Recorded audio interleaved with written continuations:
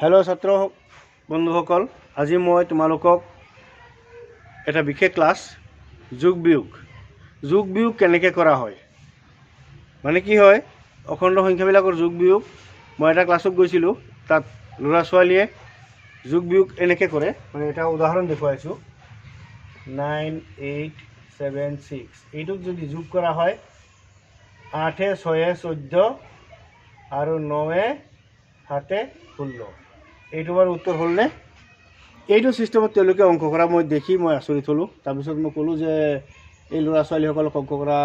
অংক কৰা অলপ জটিল হ'ব গাৰ্জেনে মোক কৈ আছিল যে ল'ৰা ছোৱালীখিনিক টিউচন দিব লাগে তাৰ পিছত মই দেখিলোঁ যে তেওঁলোকে অংক টোটেলি নোৱাৰে মুঠেই নোৱাৰে তাৰ পিছত মই ক'লো যে তেওঁলোকক অলপমান স্পিডত মানে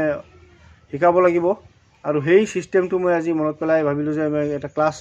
অনলাইনত দি দিওঁ তেওঁলোকে তেতিয়াহ'লে মোবাইল যোগে কিছু নজনা ল'ৰা ছোৱালীয়ে লাজ কৰিও তেওঁলোকে অংক শিকিবলৈ অলপ পিছুৱাই থাকে তেওঁলোকে আজি হয়তো মোৰ এই ক্লাছটো দেখিলে তেওঁলোকে অংক কৰিবলৈ মানে নিজে সংকোচ ভাৱটো ভাঙিব আৰু অংক কৰিব পাৰিব এই অংক কৰাৰ সিস্টেমটো এনেকুৱা নহয় এনেকৈ 8 আৰু 6 যে 14 লিখিলেই নহ'ব এই অংক কৰাৰ নিয়ম হ'ল এনেকুৱা মই কেৱল যোগ আৰু বিয়োগ কৰা শিকাম 98 আৰু 76 ইয়াত একক দহক এনেকৈ দহকৰ ঘৰ মানে দখল কৰি আছে 7 আৰু 9 গতিকে এই অংকটো কৰিবলৈ হ'লে 8 আৰু 6 14 ইয়াত বহি যাব 4 কেলে দহকৰ ঘৰৰ ওপৰত দহকৰ সংখ্যা আছে এই সংখ্যাটো যোগ কৰি আহিহে ইয়াত সংখ্যা এটা বহিব এনেকৈ 7 9 16 আৰু ইয়াত বাকী আছিলে 1 সেই 1 17 হৈ যাব আমি সেই পদ্ধতিহে কৰিব লাগিব এই কথাটো যে মই ক'লো এইটো যে সিস্টেম 7649 9 6 15 ইয়াত ডাইৰেক্ট 15 লিখিলে অংক নহয় ইয়াত লিখিব লাগিব 15 5 এই আগত লিখা 1টো এক্সট্ৰাকে থাকি যাব এইটোক আমি উকলিল বুলিও কওঁ হাতত আছে বুলিও কওঁ বা বাকী আছে বুলিও কওঁ বাকী এলে এইটো কাৰণেই থাকিল যে এই ঘৰৰ সংখ্যাটো যোগ কৰি আনি এইটো যোগ কৰিহে মিলাই ইয়াত লিখিব লাগিব কাৰণ এইটো সংখ্যাৰে এইটো ঘৰ যেতিয়া ফিল আপ কৰি দিম তেতিয়া এইটো সংখ্যা যোগ কৰি আমি লিখিবলৈ জাগা নাথাকিব সেইকাৰণে এই সংখ্যাটোক এক্সট্ৰাকে ৰখা হয় এনেকৈ 9 6 16 এই 9 6 15 15 বহি গ'ল 5 আমি জানো 1 2 5 15 গতিকে 15 5টো একক ঘৰৰ সংখ্যাটো বহিব দহকৰ ঘৰৰ সংখ্যাটো আৰু আগত থকা দহকৰ সংখ্যা যদি আছে সেই থকা সংখ্যাখিনিৰ লগত যোগ কৰি আহিয়ে পিছত লিখিব লাগিব তেতিয়া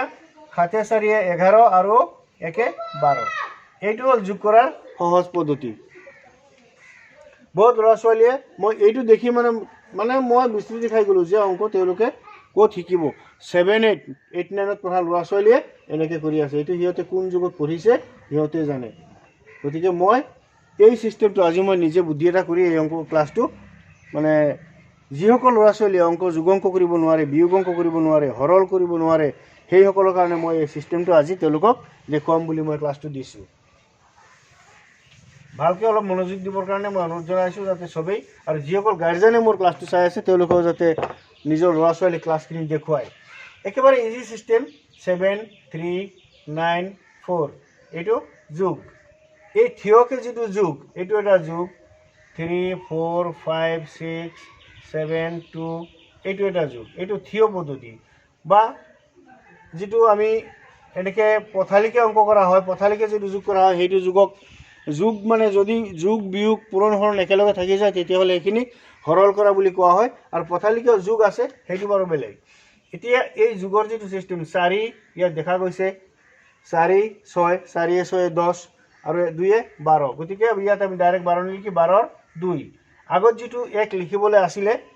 সেই 1টো আমি এক্সট্ৰাকে লিখি জমা ৰাখিম মানে এইটো বাকী থাকিল তাৰপিছত 3 5 8 আৰু 7 15 আৰু 1 এইটো 1 16 162 মানে 162 হ'ল এইটোৰ আনসাৰ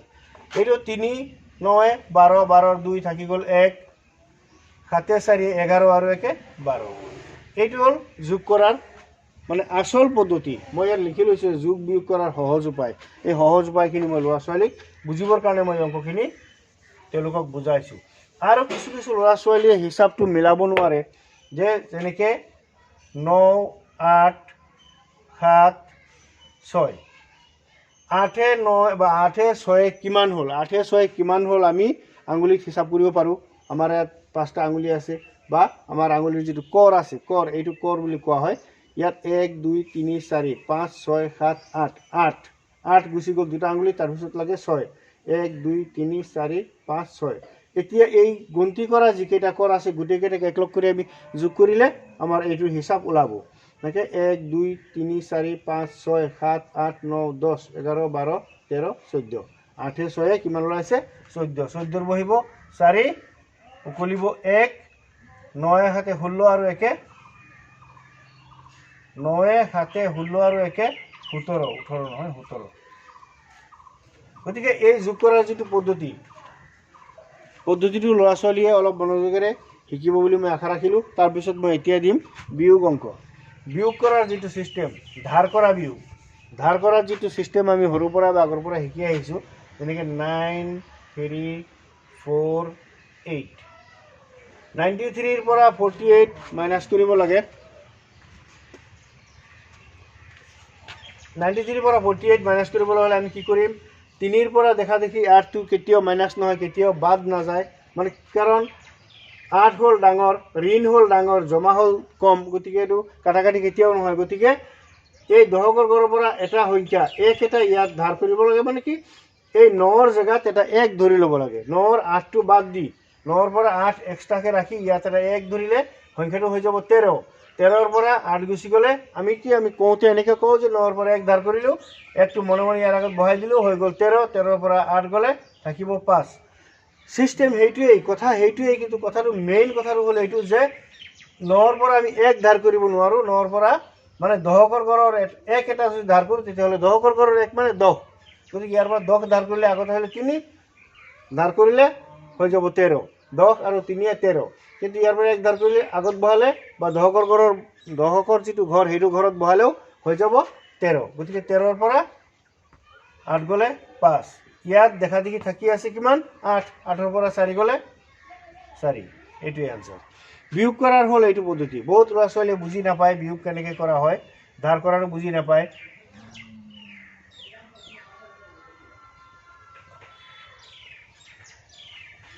দুশ 8 199 208 এতিয়া 199 বিয়োগ কৰিব লাগে 208 ৰ পৰা এতিয়া দেখা দেখি আমি পাই আছোঁ 8 ৰ পৰা 9 কেতিয়াও বিয়োগ নহয় গতিকে এই 2 ৰ পৰা ইয়াত এটা 1 লৈ আহোঁ মানে ইয়াত আমি 1 ধৰিলে কি হ'ব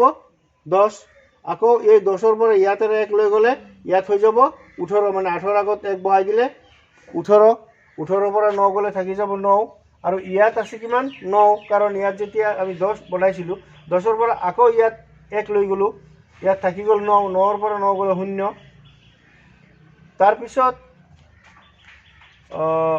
199 আৰু ইয়াত আছে 1 ৰ পৰা 1 গ'লে 0 গতিকে দেখা দেখি আমি কি ক'ম গোটা সংখ্যা ইয়াত কোনো দশমিক নাই গতিকে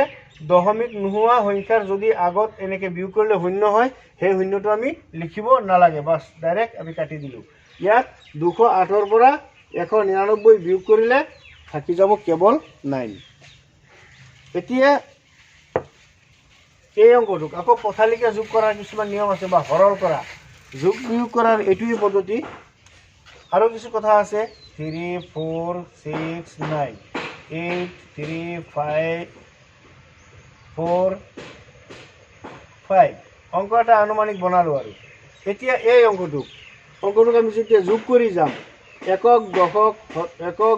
শতক হাজাৰ হাজাৰৰ ঘৰ পাইছে এতিয়া 9 পাছে আমি জানি আছোঁ যে 9 আৰু পাছে যোগ কৰিলে 14 হয় 14 বহিব 4 বাকী থাকিব 1 6 আৰু 4 10 আৰু 1 11 1 বাকী থাকিব 1 3 4 7 আৰু 1 8 এতিয়া আৰু বাকী নাই আকৌ এইফালে 3 আৰু 8 11 আনসাৰ ওলাই গ'ল 11814 এই অংকটো যোগ কৰাৰ যিটো পদ্ধতি সৰু সৰু ল'ৰা ছোৱালী গাৰ্জেনসকলে যদি লগত বহি মোবাইলটো দি বোলে এই অংকবিলাক তোমালোকে কৰিবলৈ শিকা তেতিয়াহ'লে নিশ্চয় তেওঁলোকে অংক কৰাত এক্সপাৰ্ট হ'ব পাকৈত হ'ব শিকিব তাৰপিছত বিয়োগ কৰাৰো এনেকুৱা পদ্ধতি আছে ডাইৰেক্ট লিখিলোঁ 100 লিখি যদি ইয়াত 99 লিখোঁ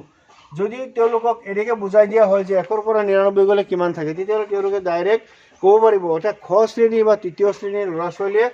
ক'ব পাৰিব যে 1 ৰ পৰা 99 গ'লে 1 থাকে তেওঁলোকে ক'ব পাৰিব। কিন্তু যেতিয়া এইটো বিয়োগ কৰিবলৈ যেতিয়া লগাই দিয়া হ'ব তেতিয়া তেওঁলোকৰ মাথা অলপ ঘূৰাই যাব যাৰে এইটো কেনেকৈ সম্ভৱ বা এই অংকটো কৰা কি পদ্ধতি একো নাই। ইয়াত 1 বা এইটো 10 10ৰ পৰা ইয়াত এটা 1 দাঁৰ কৰিলোঁ বা ইয়াৰ পৰা 1 এটা লৈ গ'ল, ইয়াত 9 থাকি গ'ল,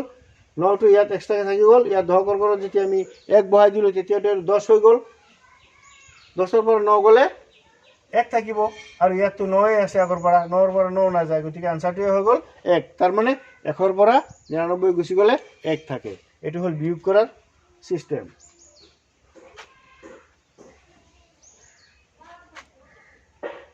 এতিয়া যিটো পূৰণটোতো গুণ হিচাপ, যেনে 3 পূৰণ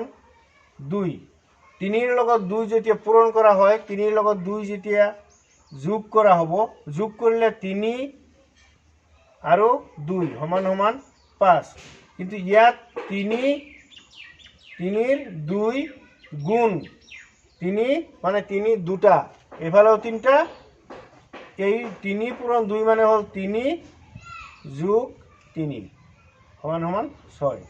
এই বস্তুটো আমি বুজি পাব লাগে। গুণাত্মক হিচাপ যিটো পূৰণৰ পদ্ধতি, সেইটো গুণাত্মক হিচাপ। পূৰণটো আমি শিকিব লাগে আৰু পূৰণ কৰাৰ নিয়মটো বেকাবেকিকৈ হয়, যেনেকৈ 4 6 3। এতিয়া আমি যেতিয়া পূৰণ কৰিম এই বস্তুটো 3 6 গুণ 3টা 6, 3টা 6 বা 6টা 3, 3 6 গুণ 18, 18ৰ বহিব 8, বাকী থাকিব 1 বা উকলিব 1। এতিয়া 4 আৰু 3, 4 আৰু 3 পূৰণ কৰিলে 3 4 গুণ 12, 4টা 3 বা 3টা 4 12 আৰু 1 13। এইটো হৈ গ'ল আনচাৰ 138। 136 হ'ল 138 হ'ল 46 ইনটু 3 আনচাৰ। এতিয়া আমি অংকখিনি কৰি যাওঁতে অলপ মনোযোগ দিব লাগে এইখিনিতে যে অংকটো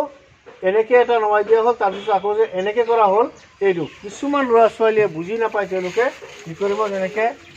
3 7 4, 3 7 4 গুণ 28ৰ 8 থাকি গ'ল 2, 3 আৰু 2 5,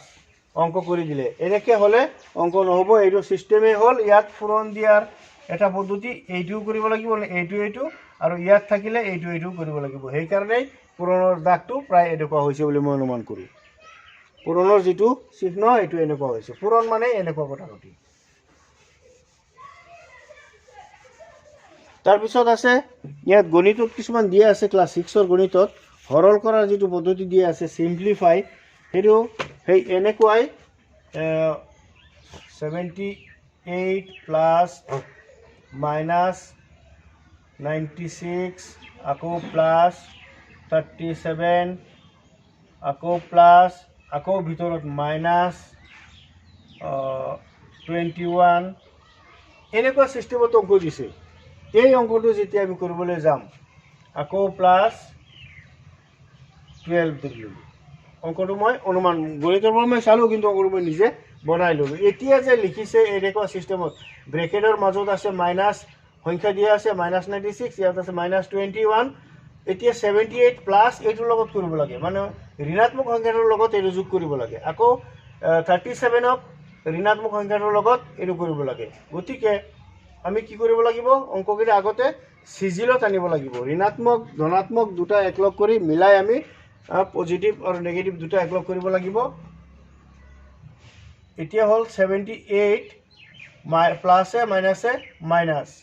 96, এতিয়া আছে ডাইৰেক্ট প্লাছ 37। এতিয়া আকৌ প্লাছে মাইনাছে পূৰণ কৰিলে মাইনাছ 21 প্লাছ 1 2 মানে 12। এতিয়াহে আমি অংকটো চিজিলত আনিলোঁ। চিজিলত অনাটো এতিয়াও চিজিল হোৱা নাই। এতিয়া আৰু এটা চিজিলৰ চিষ্টেম আছে, যোগখিনি যোগৰ ফালে আহিব, বিয়োগখিনি বিয়োগৰ ফালে যাব। 78 প্লাছ 37 প্লাছ 12 এইকেইটা যোগৰ সংখ্যা, 78 37 আৰু 12 এইকেইটা হ'ল যোগৰ সংখ্যা, যোগৰ লগত আনিলোঁ। এতিয়া মাইনাছ 96 মাইনাছ 21 এইখিনি হ'ল মাইনাছৰ। তাৰ মানে অংকটো আমি চিম্পলি বুজিবৰ কাৰণে এনেকৈ ক'ম যে যেনিবা মোৰ এটা দোকানত ধাৰ আছে 78 টকা আৰু এটা দোকানত ধাৰ মানে মোৰ পৰা পাই বাকী খাই থৈছোঁ 71 টকা, এটাত আছে 37 টকা আৰু এটাত আছে 12 টকা, মানে 12 নহয় নহয়। এইখিনি হ'ল, এইখিনি মই পাবলগীয়া আছোঁ। বেলেগ বেলেগ জেগাৰ পৰা মই 78 টকা, 37 আৰু 12 টকা মই পাবলগীয়া আছোঁ। এইখিনি মোৰ হাতত জমা। তাৰপিছত মোৰ দোকানত বাকী আছে, এটা দোকানত বাকী আছে, মানে মোৰ পৰা পাবলৈ আছে দোকানীজনে 96 টকা আৰু এটা দোকানত পাবলৈ আছে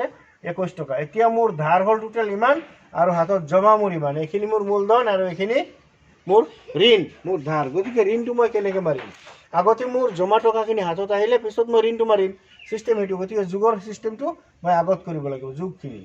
গতিকে যোগ কৰাৰ পদ্ধতি হ'ল, প্ৰথমতে দুটা সংখ্যা কৰা হওক বা তিনিটা সংখ্যা একেলগে কৰিব পৰা যায়। যোগ কৰাৰ পদ্ধতি হ'ল এনেকুৱা যে 2 7 9 আৰু 8 9 আৰু 8 কিমান হ'ব? 17। 17ৰ 7 থাকি গ'ল 1 1 3 4 আৰু 7 11 আৰু 1 12, টোটেল 127 হৈছে। 127 বিয়োগ, এতিয়া বিয়োগ থাকিব আৰু বিয়োগ মোৰ ঋণ দুটা একলগ কৰি হিচাপ কৰিব লাগিব। 6 আৰু 1 7 9 আৰু 2 11। এতিয়া হাতত মোৰ জমা আছে 127 টকা, জমা আছে ঋণ হৈ আছে 117 টকা। তেতিয়াহ'লে আমি দেখা দেখি 7ৰ পৰা 7 গ'লে 0, 2ৰ পৰা 1 গ'লে 1 আৰু 1ৰ পৰা 1 নাযায়। গতিকে মোৰ হাতত 10 টকা থাকিব আৰু এই 10 টকাই আনচাৰ হ'ব। বাকী মানে এইটোৱে আনচাৰ। এইটো এনেকৈ বিয়োগ কৰাৰ, মানে সৰল কৰাৰ এইটো এটা সহজ উপায়, এটা পদ্ধতি। যদি মোৰ অংকটো কোনোবা ছাত্ৰ ছাত্ৰীয়ে খুব ধুনীয়াকৈ বুজিবলৈ যত্ন কৰে বা বুজে, তেতিয়াহ'লে তেওঁ সৰল কৰা অংকখিনি খুব ধুনীয়াকৈ কৰিব পাৰিব। মই গাৰ্জেনসকলক আৰু ছাত্ৰ ছাত্ৰীসকলক মোৰ এই অংকখিনি শ্বেয়াৰ কৰাৰ বাবে লগৰীয়াসকলৰ লগত শ্বেয়াৰ কৰিব আৰু নিজে চাব বা দেখিব, বুজিব, শিকিব। আৰু এইখিনি কৰাৰ বাবে মই তেওঁলোকক ধন্যবাদ দিছোঁ। তেওঁলোকে যাতে এইখিনি কাম কৰে। আৰু আজি মোৰ ক্লাছটো এইখিনিতে সামৰণি মাৰিছোঁ। ধন্যবাদ।